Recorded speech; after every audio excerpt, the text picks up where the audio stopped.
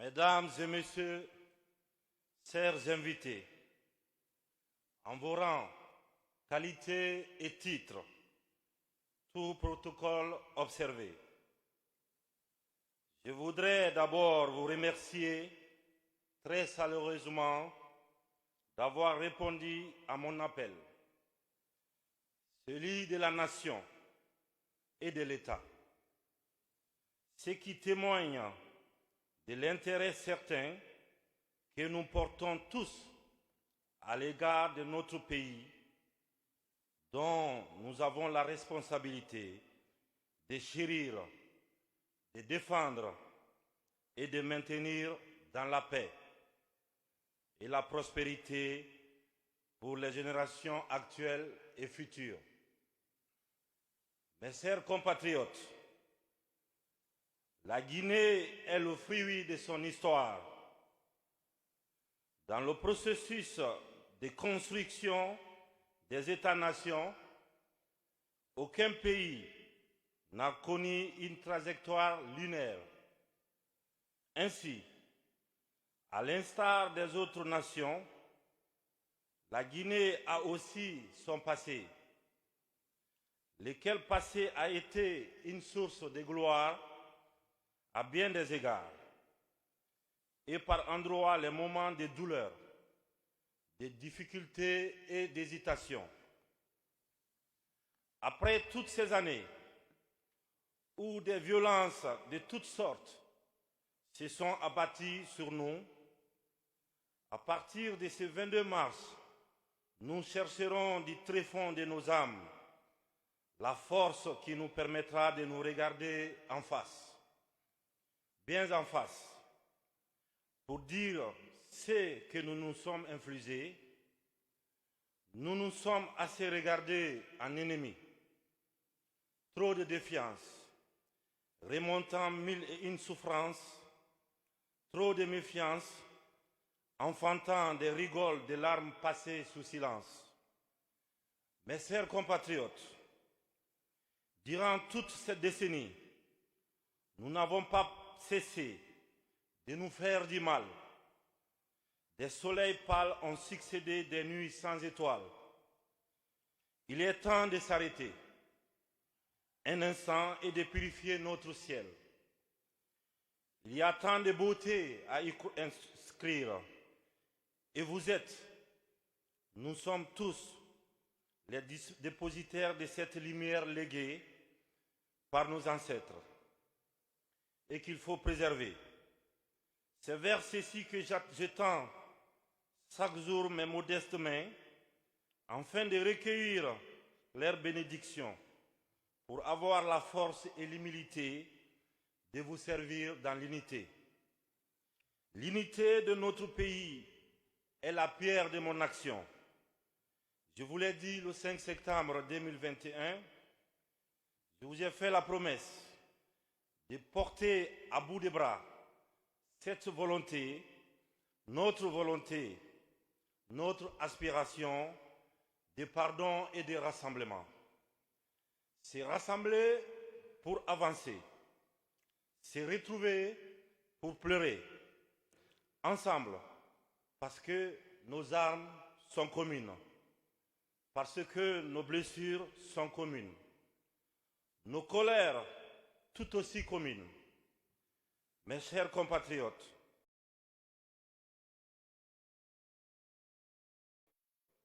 mes chers frères et sœurs, à y regarder de près notre société, il est facile de constater que quelque chose ne fonctionne pas.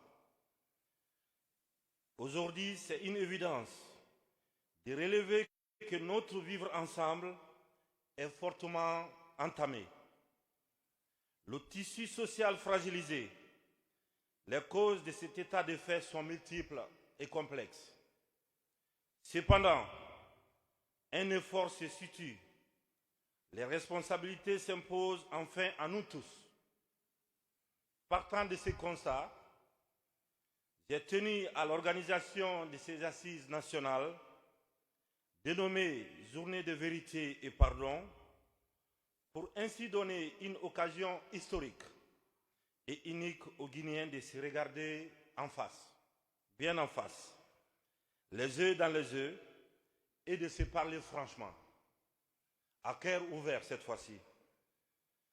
C'est à nous et à nous seuls que revient une telle initiative. Je suis convaincu, chers compatriotes, que personne, je dis bien personne, ne le fera à notre place. La réussite de cette épreuve importante de la vie de notre nation passera par une prise de conscience collective et individuelle, un sens élevé de la responsabilité et surtout un courage, un souci de vérité et surtout la capacité d'écouter, d'accepter et de pardonner. C'est maintenant ou jamais que nos cœurs et nos esprits doivent se libérer. Ici, l'enjeu est comment assumer notre histoire dans toute sa grandeur et sa facette la moins lumineuse pour avancer. Nous le devons aux générations futures. Je compte sur le patriotisme et le volontarisme de toutes les parties prenantes pour y arriver tous ensemble. Les assises nationales sont au-dessus de toutes les considérations politiques, ethniques, religieuses de notre nation. Elles faciliteront dans tout le vivre ensemble auquel nous aspirons. J'en appelle à l'implication des acteurs politiques, culturels, religieux et socio-professionnels pour conférer à cet événement toute la réussite qu'il mérite. Mes chers frères et sœurs, nous sommes chevillés les uns aux autres. Nous ne pourrons pas faire l'économie de marcher en cadence, droit dans nos bottes, si nous voulons remporter la victoire. Aucun Guinéen n'est mieux que d'autres. C'est pourquoi il est de notre devoir, à tous, de dépasser nos ressentiments, de taire nos rancœurs. Chacun de nous ici dans ce pays a subi une brutalité. Les plaies sont là, béantes. Il est temps qu'on les nettoie, qu'on y apporte les pansements pour qu'on guérisse. Évidemment, les cicatrices resteront. Elles seront les témoins de nos folies passées pour que ceci ne se répète plus et plus jamais. Mais elles seront surtout l'expression la plus nette de nos pardons respectifs. Pour la patrie, nous devons tous consentir des sacrifices et c'est à ce prix que nous irons de l'avant. Comme je l'ai dit à l'occasion de mon adresse à la Nation le 31 décembre 2021, ma détermination pour servir notre nation est totale et je ne reculerai pas.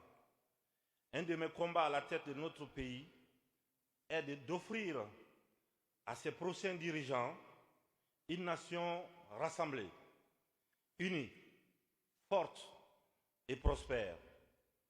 Un État où le vivre ensemble ne sera plus un rêve. Je rêve d'une Guinée tout court comme du temps de nos pères, de nos grands-pères. Donnons-nous cette chance.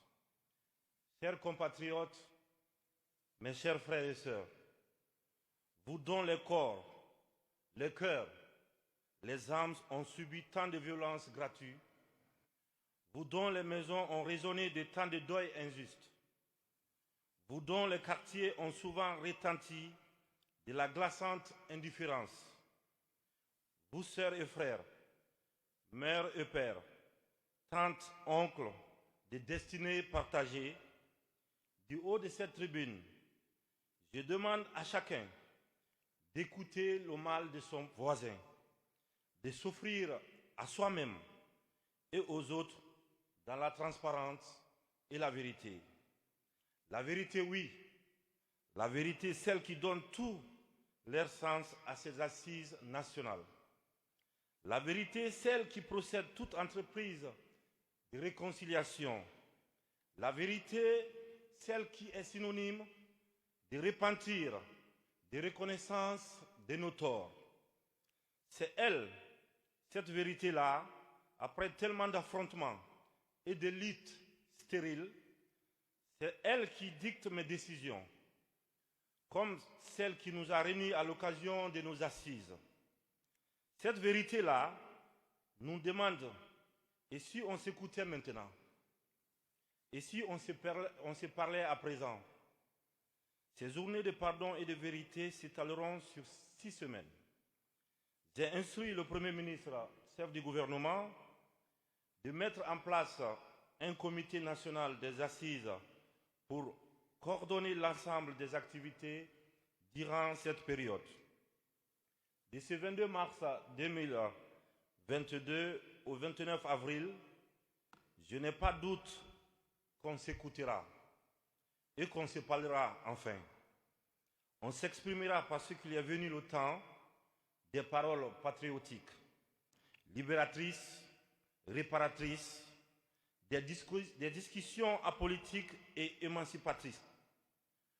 Nous nous parlerons en toute fraternité, nous en sortirons grandis, unis, forts, plus rassemblés et prêts à relever ensemble tous les défis du développement et de prospérité de notre chère patrie.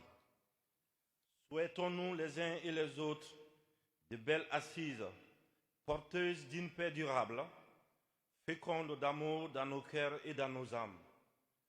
Par ces mots, je déclare solennellement ouvertes les journées de vérité et pardon. Vive la République, vive la Guinée, que Dieu bénisse les Guinéens et les Guinéens. Je vous remercie.